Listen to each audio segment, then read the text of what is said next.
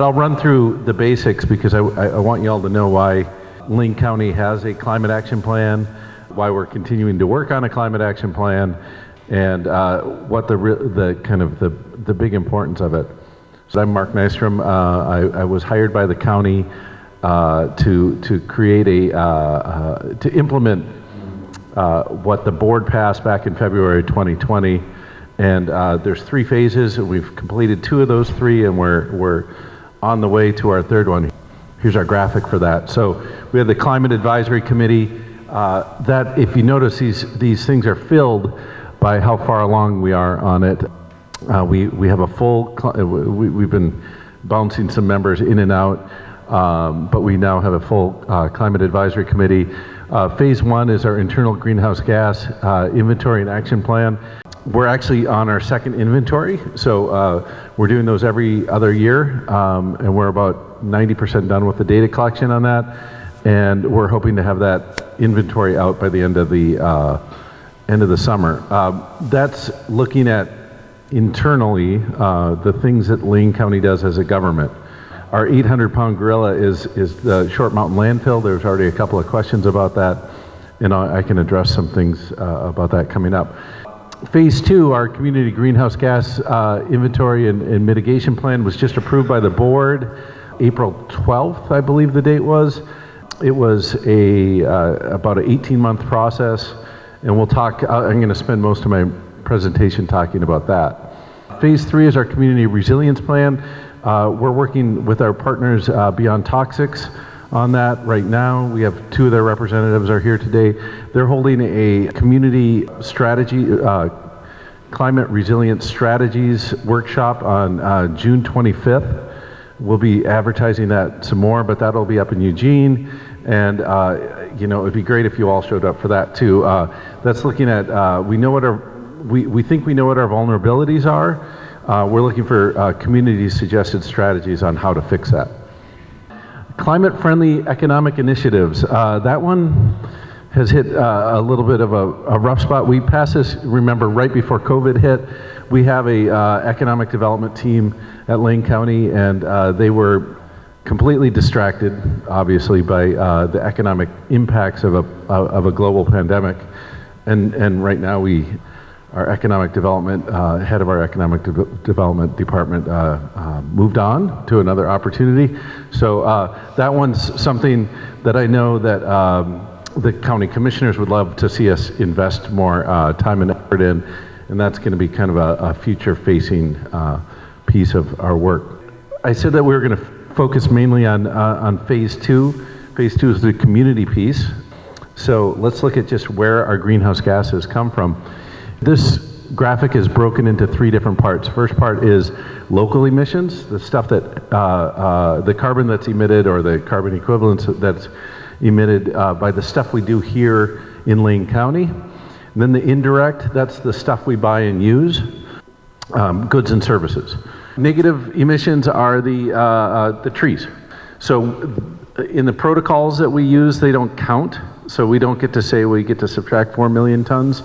But we wanted to note that 4 million tons is significant. It's almost half of what we emit annually. So that's kind of neat. Lane County forests are better at absorbing carbon dioxide than any other county in the state. So we're number 1.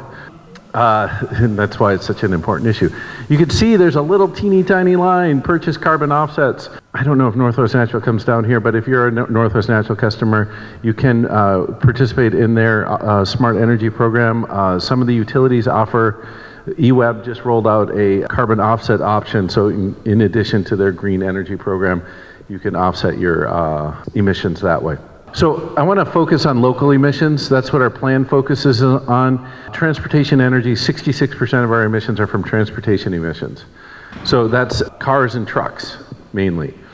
And if you dig into that data a little bit, ours is diesel heavy, meaning that it's I-5, really. I-5 is our big issue, and probably 101. We have 4 major highways in this area, I-5, 101, 126, and 58. There's a lot of trucks going there. There's gas stations, truck stops to fill up their vehicles.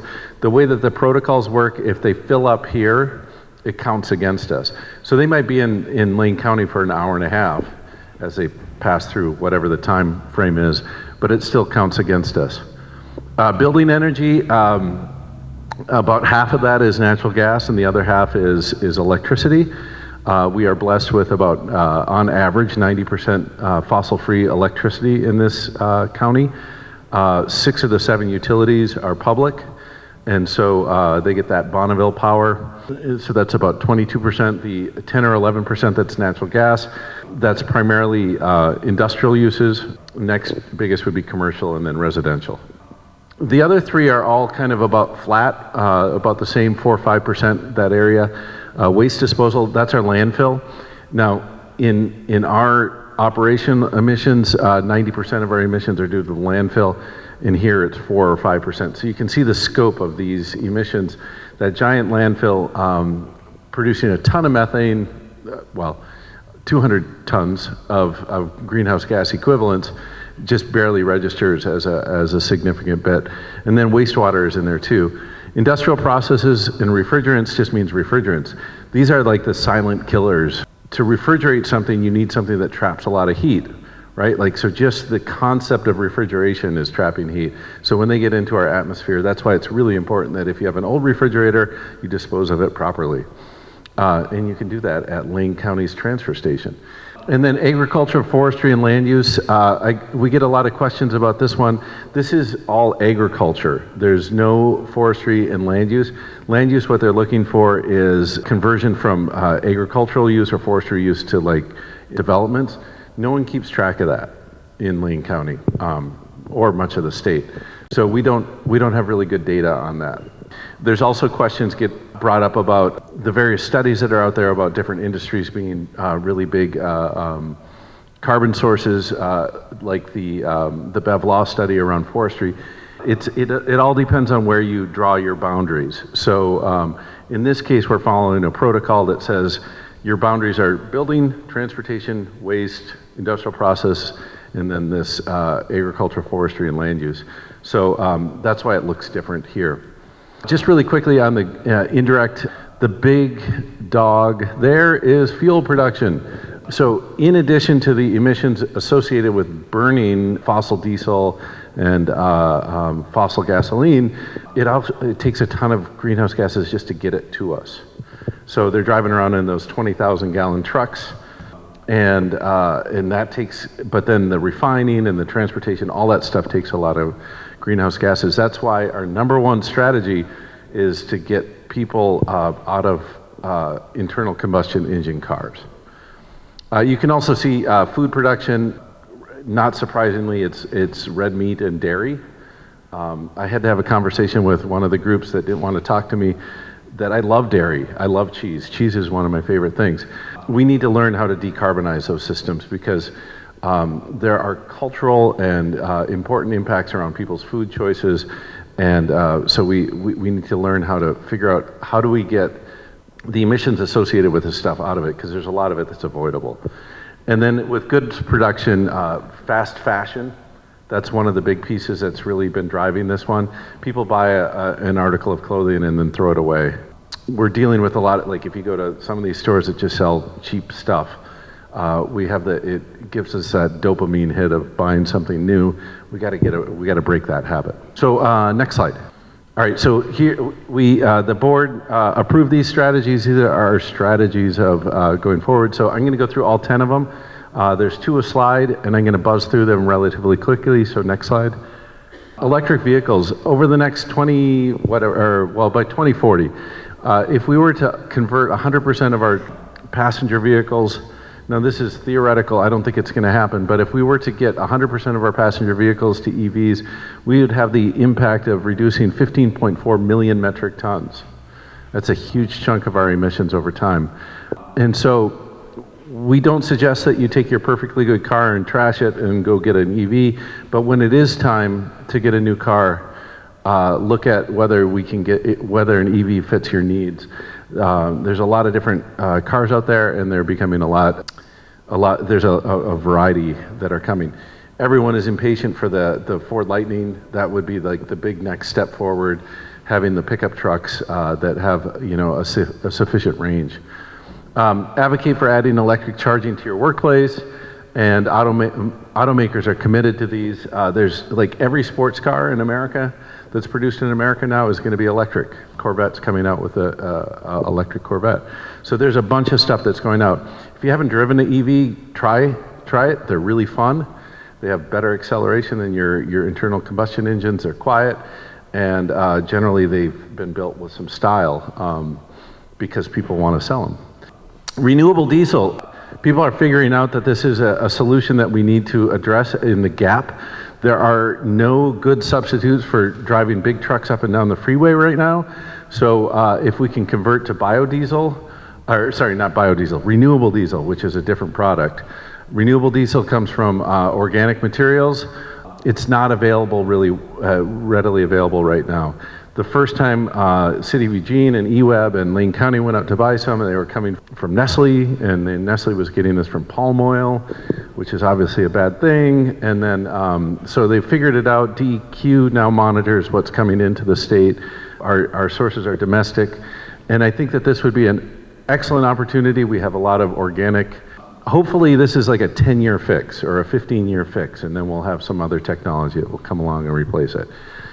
Even based on our protocols, it's considered carbon neutral because it's part of the biogenic cycle. It's even with the upstream emissions, it's still 70% better than fossil diesel. Electric grid decarbonization, that's just getting rid of that last 10% of our electricity mix. Carbon-free electricity generation is mandated by 2040. It's going to be expensive. It's going to be hard. Like, I'm not, like, anyone who tells you differently is lying to you. It's going to be really difficult. There are significant challenges to this. Edible food waste reduction. This is that piece that it's now notice it doesn't say wasted food, or food waste, excuse me. It's wasted food. This is the stuff, this is that 25% that Dow was mentioning. So much stuff goes into our landfill, and that's really bad, but it's worse that we're growing food and producing food that's edible that's not getting eaten. So that's something that we really feel like we have. Oregon's DEQ is working on this really hard. Lane County's Waste Management Division's working hard at this. Residential appliances. Right now, the best option you can do is replace your hot water heater with an electric heat pump water heater. And in fact, I just bought one this week. We have a hot water on demand natural gas, and we just bought EWEB has an incentive, $800 off the heat pump, so it was really nice because they realize, utilities realize, and I don't know where EPUD is on this yet, but the utilities realize that they can save a lot of money with us using less electricity. So it's good for the consumer, it's good for the utility, and it's good for the planet. Then mass transit. We don't have, Lane County's a big rural county. It's the size of Connecticut. Riding LTD is a great solution. Getting more butts in the seat is what we always want to see, but it isn't a solution for everyone. So it doesn't seem like as big of an impact as it would for the city of Eugene or for Springfield because they're more self-contained. But it's still a big deal.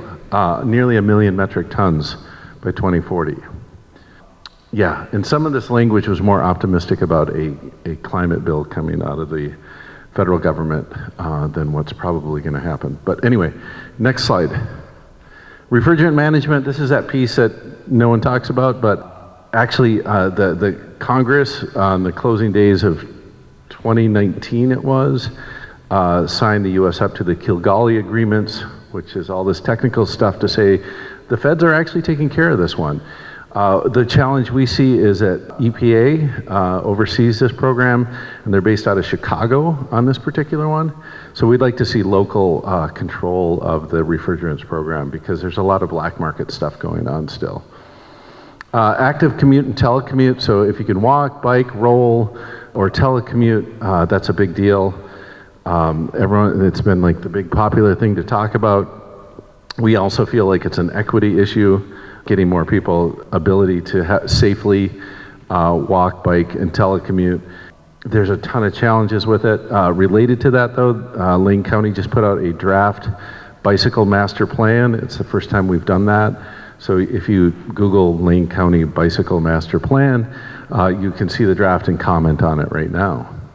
Anaerobic digestion, I wanted to, we added this one. This is not considered a high impact practice, which the rest of these are, but it does make a big deal. We're probably going to build one of these in Lane County. So this is that someone asked about food waste and the stinky landfill. We run a really clean landfill. We take pride in that, but we agree that it does get to be stinky at times.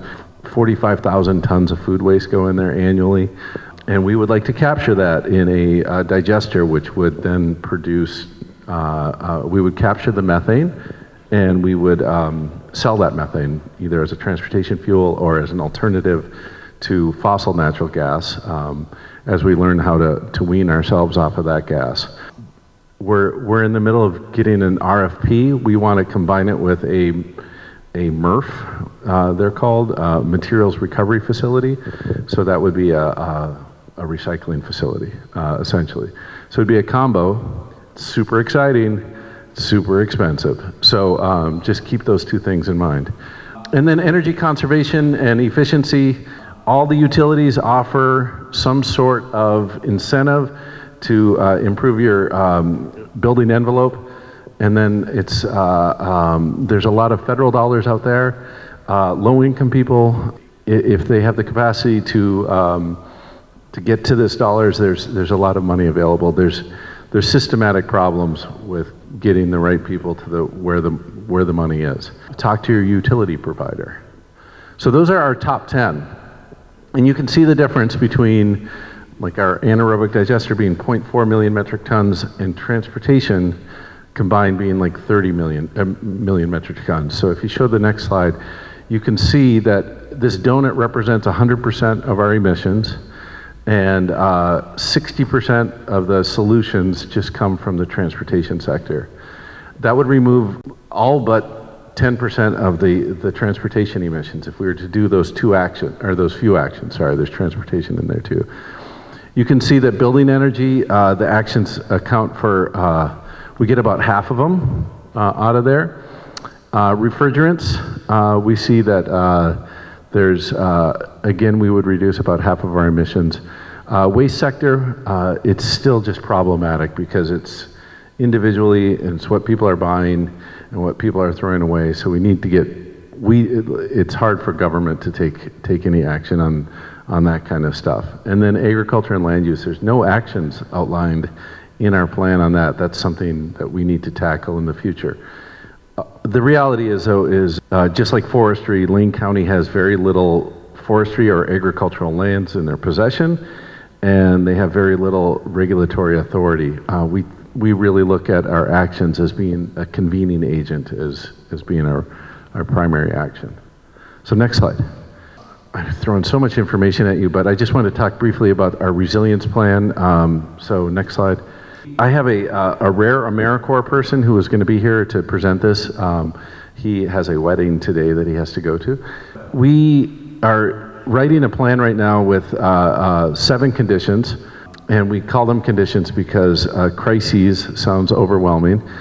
We looked at what the impacts of winter storm, precipitation and snowpack, oceanic impacts, transitional effects. That's the word that we're using for things like there's going to be more people here, there's going to be more disease here, and we needed to come up with a word that fitted in. But then wildfire and smoke, drought and heat. So you can see it goes from winter to kind of all year round to summer impacts. We're trying to look at the household, community, regional, and county level. We feel that there's chains between each of these, connections between each of these. So we're going to be looking at actions that you can take at your household level, at your community level, and then regionally, and then county. Some ideas that are just no-brainers to start with is to have this.